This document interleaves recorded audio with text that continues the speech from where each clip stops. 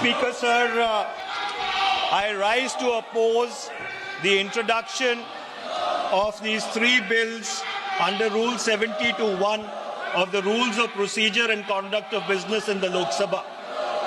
This bill is squarely destructive of the basic structure of the Constitution. अध्यक्ष महोदय, भारत का संविधान का जो मूलभूत ढांचा है वो ये कहता है कि कानून का राज होना चाहिए. There should be rule of law. और उस रूल ऑफ लॉ, कानून के राज की बुनियाद है कि आप बेगुनाह हैं जब तक आपका गुनाह साबित नहीं किया जाता. You are innocent until proven guilty. This bill stands that fundamental maxim of jurisprudence on its head. It makes an investigating officer the boss of the Prime Minister of India. The second ground on which I oppose this bill, it violates Article 21, the due process clause. FIR, arrest, charge sheet, and even framing of charge does not in any manner substantiate guilt. In fact, you plead not guilty only after charges are framed against you.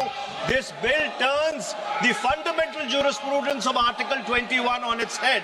Number three, it distorts parliamentary democracy, which is again basic structure, by displacing will of the people through mere custody, bereft of judicial determination. अध्यक्ष जी, ये बहुत ही संवेदनशील विधेयक है. मेरे दो बिंदु और हैं, मुझे कृपया.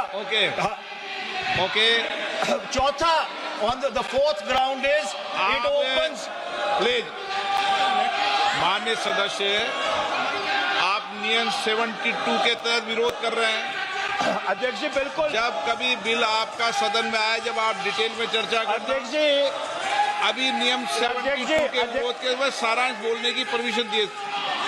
जो रूल 72 है वो दो चीज कहता है. एक लेजिस्लेटिव कॉम्पिटेंस, एक general opposition of the bill, जिसकी स्वीकृति आप दे सकते हैं. और क्योंकि ये इतना संवेदनशील विधेयक है, मैं आपसे ये विनती करता हूं इसके ऊपर पूरी चर्चा कराई जाए. मेरे सिर्फ दो बिंदु और हैं. दिस बिल, मिस्टर स्पीकर से एक मिनट. आपने कानून बात की तो कानून ये भी है कि 72 उसके बाद भी अलाउ करता हूं, लेकिन संक्षिप्त में. बिल्कुल संक्षिप्त में अध्यक्ष जी. आपको डिटेल में चर्चा. मेरे सिर्फ दो बिंदु और हैं. This bill opens the door for political misuse by instrumentalities of the state whose arbitrary conduct has been repeatedly frowned upon by the Supreme Court.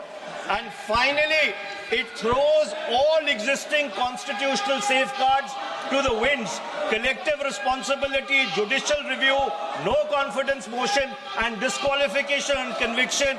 And this makes this amendment excessive, unnecessary, and unconstitutional. इसलिए मैं इन तीनों विधेयकों का पुरजोर विरोध करता हूं और गृह मंत्री से मैं ये आग्रह करना चाहता हूं कि ये तीनों विधेयकों को वापस लिया जाए.